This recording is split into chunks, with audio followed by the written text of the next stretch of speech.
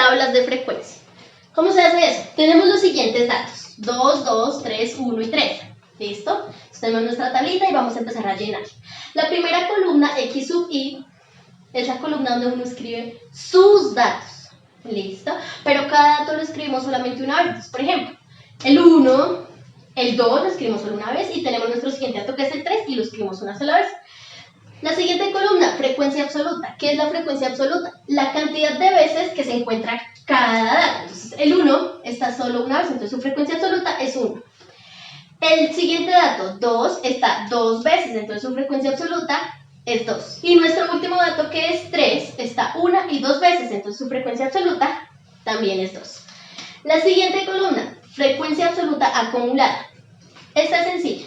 El primer dato pasa exactamente igual. Y empezamos a manejar un zigzag. ¿Cómo así?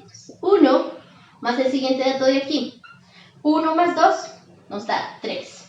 Luego ese 3 más el siguiente dato de aquí. 3 más 2 nos da 5. Listo, fácil, ¿no? La siguiente columna, frecuencia relativa. Para la frecuencia relativa tenemos esta linda formulita. Nos dice que la frecuencia relativa es la frecuencia absoluta, es decir, esta columna, dividido el número total de datos recolectados. En este caso sería 1, 2, 3, 4 y 5, porque tenemos 5 datos. Escogemos nuestra primera frecuencia absoluta, que es 1, y lo dividimos entre 5, porque son 5 datos. Nuestra siguiente frecuencia absoluta, que es 2, y la dividimos entre 5. Nuestra última frecuencia absoluta, que también es 2, y lo dividimos entre 5. ¿Listo? Hacemos las divisiones. 1 dividido 5 nos da 0,2. 2 dividido 5 nos da 0,4. 2 dividido 5, sorpresa, 0,4. ¿Listo? Ahí vamos muy bien, todo fácil. Frecuencia relativa acumulada. Volvemos a nuestro zigzag. El primer dato se maneja igual, 0,2. Y vamos sumando con el siguiente, 0,2 más 0,4, eso nos da 0,6. ¿Listo? Suma decimales. 0,6 más 0,4. Esto nos da 1, ¿no? Yo creo que por allá, ay, profe, eso da 0,10. No, ojo, anotan allá su 0,4 más 0,6 y suman. 4 más 6 nos da 10 y llevamos 1. 1 y la coma. Pero como los ceros después de la coma no cuentan, sorpresa, nos dio 1. ¿Listo? Hasta ahí, todo perfecto. Nuestra última columna.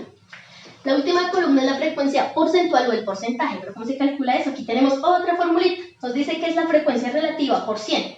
La frecuencia relativa es esta columna. ¿Listo? Si utilizamos esta, ya nos quedó en nuestra tabla. Tenemos que utilizar esta columna, frecuencia relativa, multiplicado por 100. Entonces cogemos nuestro primer dato, 0,2, y lo multiplicamos por 100.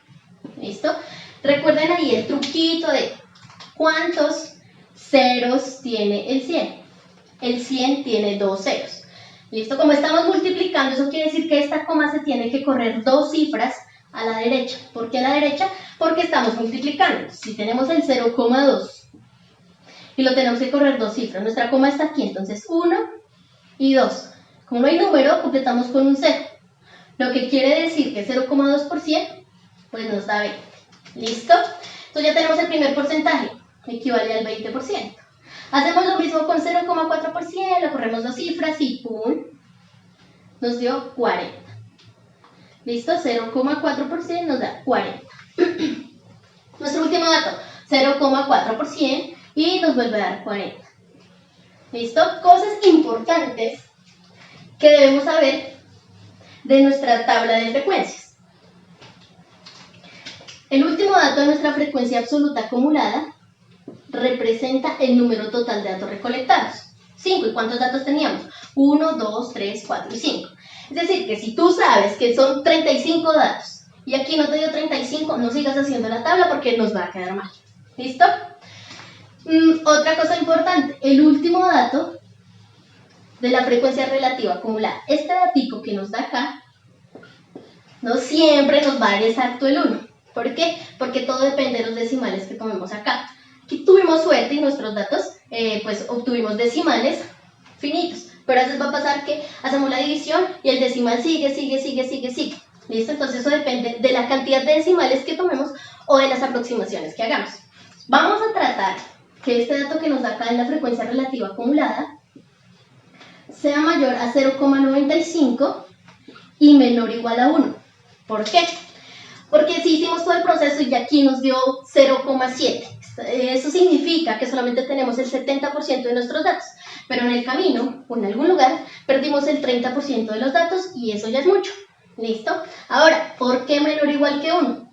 Porque si se pasa de 1, pues vamos a tener más del 100% de nuestros datos y pues eso tampoco tiene sentido. Entonces, como ya sabemos todos esos truquitos para construir tablas de frecuencia, ahora vamos a hacer nuestras propias tablas de frecuencia.